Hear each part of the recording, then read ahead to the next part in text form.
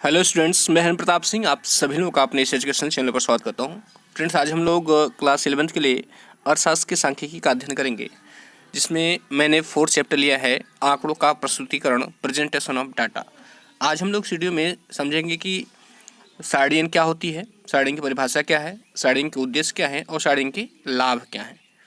क्योंकि आंकड़ों के वर्गीकरण के बाद जो है अगला जो प्रक्रिया आती है वो सारणी की आती है, और ये सारणी जो है आंकड़ों के प्रस्तुतिकरण में ही सम्मिलित है। तो आइए स्टूडेंट्स, हम लोग बिना समय गवाए शुरू करते हैं। देखिए स्टूडेंट्स, समंकों का विधिवत वर्गीकरण करने के बाद उन्हें व्यवस्थित ढंग से उपयुक्त सारणियों के रूप में प्रस्तुत किया जाता है। इसके प्रीवियस वीडियो में हमने पढ़ा था आंकड़ों के संगठन या व्यवस्थीकरण के अंतर्गत हमने पढ़ा था कि किस प्रकार जो है समंकों को क्लासिफाई किया जाता है, उनको वर्गीकृत किया जाता है उनके समान गुणों या सजातीयता के आधार पर। समंकों का व्यवस्थित प्रस्तुतिकरण जो है सांख्यिकी रीतियों का एक महत्वपूर्ण अंग होता है। वास्तव में तथ्यों से अधिक महत्व उन्हें प्रस्तुत करने के स्वरूप का होता है। फ्रेंड्स, तथ्यों से अधिक महत्व जो है उन्हें प्रस्तुत करने के स्वरूप होता है। हम किस प्रकार चीज़ों को प्रस्तुत करें ताकि जो है पढ़ने वालों को समझ में आए। संख्यात्मक तथ्यों के उचित प्रस्तुतिकरण का महत्व जो है अपने आप में वह स्वयं सिद्ध है। सारणियाँ समंकों को उचित रूप प्रदान करती हैं। जब हम समंकों को सारणीबद्ध कर देते हैं तो उससे क्या होता है कि वह जो है जो वह आंकड़ा होता है वह एक उचित रूप प्रदान कर लेता है, प्राप्त कर लेता है। सांख्यिकी तथ्यों को वर्गीकृत करने के पश्चात उन्हें व्यवस्थित ढंग से प्रस्तुत किया जाता है, जिससे उनकी विशेषताएं स्पष्ट हो सकें और उनके महत्व को दर्शाया जा सके। समंकों के प्रस्तुतिकरण के अंतर्गत सामान्यतः जो है या तो समंकों को सारणियों में क्रमबद्ध किया जाता है या आरेखीय युक्तियों द्वारा उनका चित्रण किया जाता है। समंकों को 3 प्रकार से प्रस्तुत किया जा सकता है। ये है पाठ विषयक या वर्णनात्मक प्रस्तुतिकरण हम कर सकते हैं, दूसरा है सारणीबद्ध प्रस्तुतिकरण कर सकते हैं, और तीसरा है आरेखीय प्रस्तुतिकरण। तो ऐसे में पहला देखते हैं कि ये जो फर्स्ट है कि पाठ विषयक या वर्णनात्मक प्रस्तुतिकरण क्या होता है। इसका हम एक उदाहरण रख रहे हैं आपके सामने रिटन फॉर्म में। तो ऐसे समझते हैं पाठ विषयक प्रस्तुतिकरण क्या होता है। देखिए यहाँ पर आपके सामने रिटन फॉर्म लिखा हुआ है, आप चाहे तो नोट डाउन भी कर सकते हैं। आइए इसको पढ़ते हैं और समझते हैं। देखिए इसमें क्या है कि पाठ विषयक प्रस्तुतिकरण में आंकड़ों का विवरण पाठ में ही दिया जाता है। जब आंकड़ों का परिमाण बहुत अधिक न हो तो प्रस्तुतिकरण का यह स्वरूप अधिक उपयोगी होता है। पाठ विषयक जो वर्गीकरण होता है, जब आंकड़े बहुत अधिक न हो तब इस विधि का प्रयोग किया जाता है। इससे पहला उदाहरण है, उत्तर प्रदेश के एक शहर में 7 अप्रैल 2019 को पेट्रोल तथा डीजलों की कीमतों में वृद्धि के विरोध में आयोजित एक बंद के दौरान 4 पेट्रोल पंप खुले तथा 18 बंद पाए गए, और इस प्रकार 5 विद्यालय बंद और 6 विद्यालय खुले पाए गए। ये जो है ये सारणीबद्ध वर्गीकरण का एक उदाहरण है। या ऐसे कह सकते हैं कि यह एक वर्णनात्मक प्रस्तुतिकरण है, क्योंकि चीज़ों का वर्ष में चीज़ों को वर्णित किया गया है। ये कब है? जब डाटा बहुत कम होते हैं। यह एक दूसरा उदाहरण भी है, देखिए यहाँ नीचे दिया गया है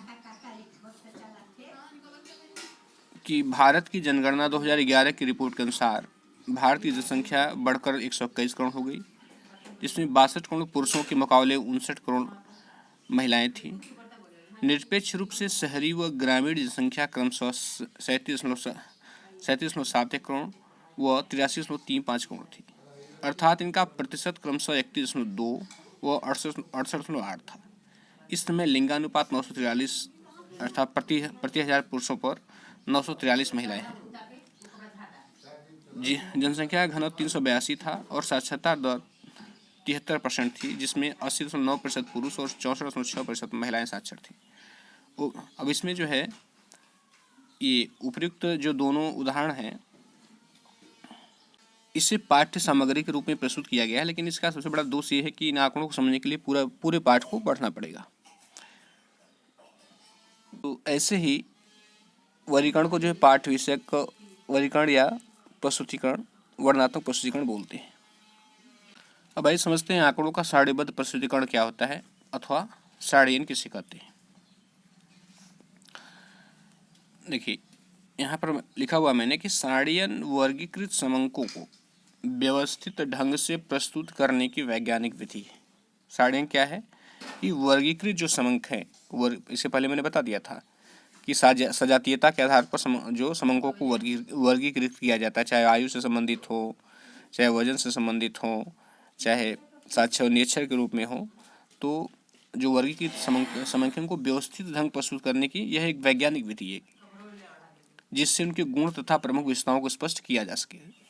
संक्षेप में कहने का तात्पर्य यह है कि जब आंकड़ों को वर्गीकृत कर लिया जाता है तो उनको सारणीबद्ध किया जाता है, मतलब इस ढंग से, इस वैज्ञानिक ढंग से उनको प्रस्तुत किया जाता है ताकि उनकी अपनी गुण और विशेषताएं स्पष्ट हो सकें और जो पढ़ने वाला आसानी से उसको समझ जाए। अब आइए समझते हैं कि सारणीयन के उद्देश्य क्या होते हैं। देखिए सारणीयन के उद्देश्य हैं व्यवस्थित प्रस्तुतिकरण, दूसरा है संक्षिप्त व स्थायी रूप, तीसरा है समस्या का स्पष्टीकरण और चौथा है तुलना की सुविधा। तो इसमें पहला समझते हैं कि सारणीयन का उद्देश्य जो है व्यवस्थित प्रस्तुतिकरण होता है।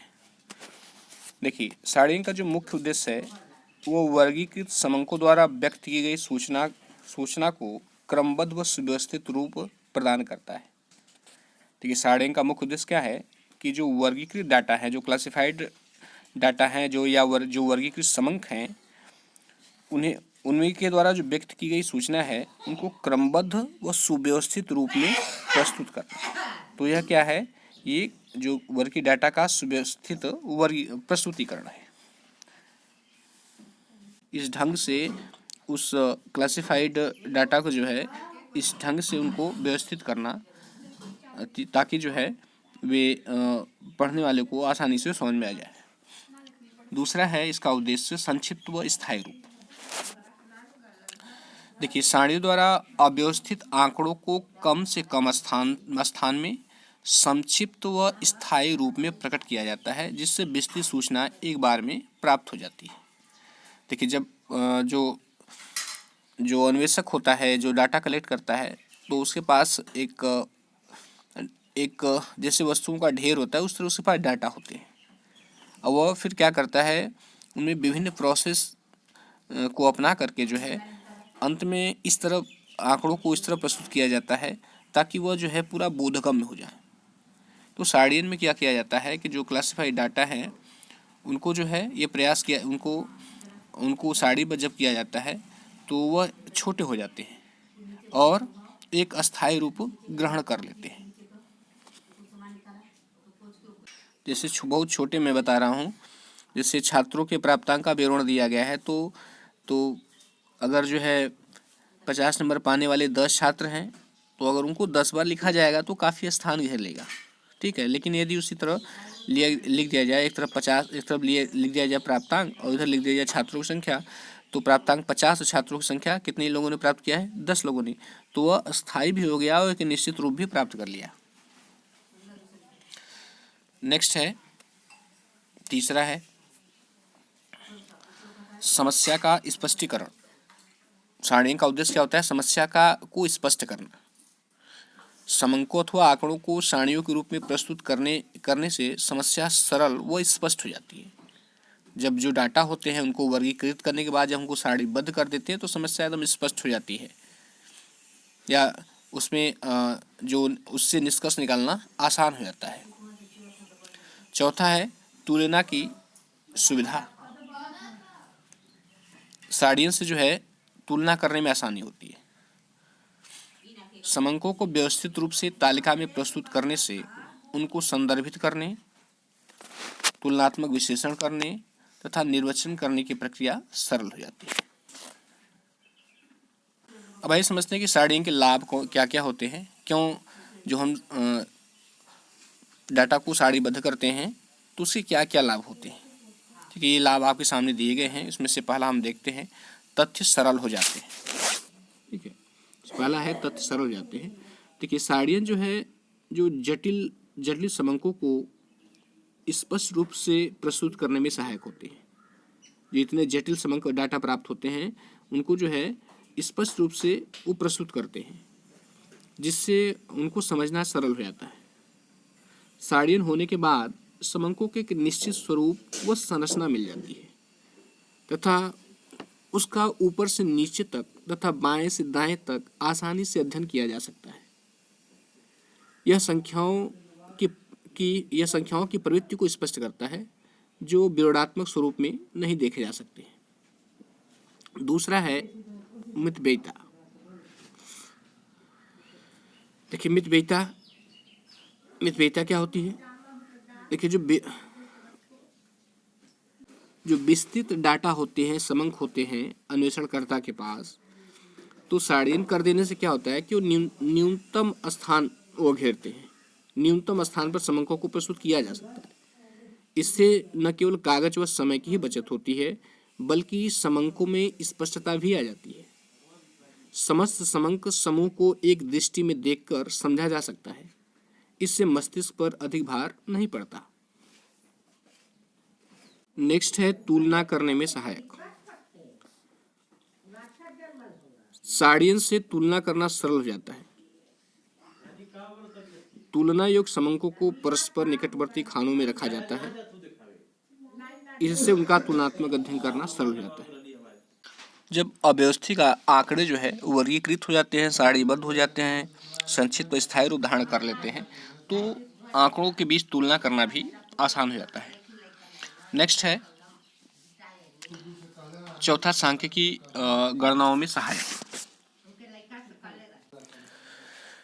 सांख्यिकी गणनाओं व विश्लेषण में साड़ियन सहायक होता है। जैसे कि माध्य ज्ञात करना हो, अपकिरण ज्ञात करना हो, विषमता ज्ञात करनी हो, सहसंबंध ज्ञात करना हो, तो इन सभी मापों की गणना के लिए समंकों को सारणीबद्ध करना आवश्यक होता है।